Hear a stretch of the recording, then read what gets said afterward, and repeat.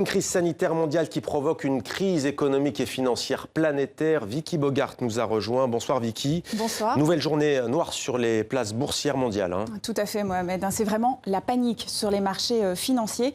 Et les annonces de la Fed hier n'ont pas réussi à rassurer les investisseurs. Ce lundi, le CAC 40 a perdu près de 6% après, rappelons-le, une chute de 20% la semaine dernière.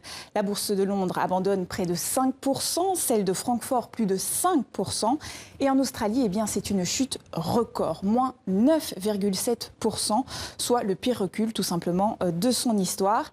Les bourses asiatiques ont aussi clôturé en baisse et le Dow Jones à New York, il poursuit sa dégringolade. Bref, c'est vraiment l'incertitude sur les marchés financiers qui n'arrivent pas en fait à évaluer les conséquences économiques de cette pandémie. Et là, on était dans la macroéconomie, comme on dit souvent, Vicky. Concrètement aussi, le coronavirus paralyse les usines. Effectivement, les fermetures de sites de production s'enchaînent. Alors pour préserver tout d'abord la santé des collaborateurs, mais les industriels doivent aussi faire face à des problèmes d'approvisionnement et à des absences de salariés. Michelin a annoncé ce matin la fermeture de ses usines en France, en Espagne et en Italie. PSA et Renault ferment aussi tous leurs sites de production dans l'Hexagone. Et l'un des secteurs les plus touchés par ce coronavirus, c'est évidemment le secteur aérien. Et là, Air France va réduire son offre de 90% pendant 2 mois. Résultat, la compagnie pourrait mettre au chômage partiel 80% de ses salariés. Lufthansa et d'autres compagnies réduisent aussi drastiquement leur capacité. Résultat, les aéroports de Paris vont adapter leur offre avec la fermeture de terminaux. Et de leur côté, les voyagistes français reportent tous les départs prévus jusqu'au 31 mars.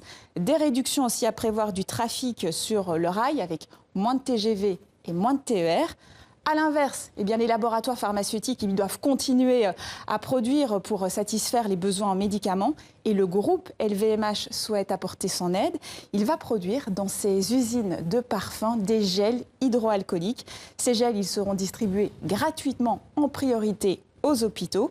Une autre initiative en Italie, un fabricant de cravates va utiliser des chutes de tissu pour fabriquer des masques et une entreprise de prêt-à-porter promet de faire de même et elle espère quand même pouvoir produire 600 000 masques en 2 semaines.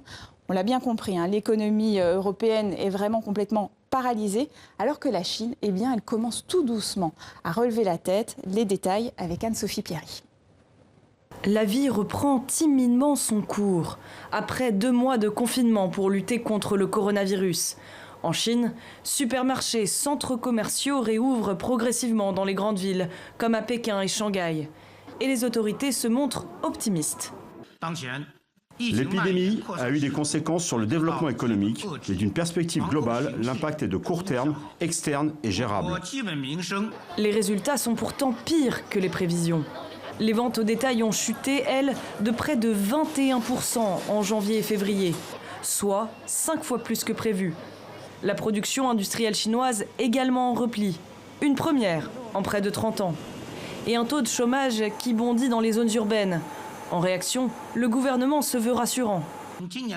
Pour ce qui est de la reprise économique, si l'activité est stable dans la deuxième partie de l'année, la pression sur l'emploi va s'atténuer.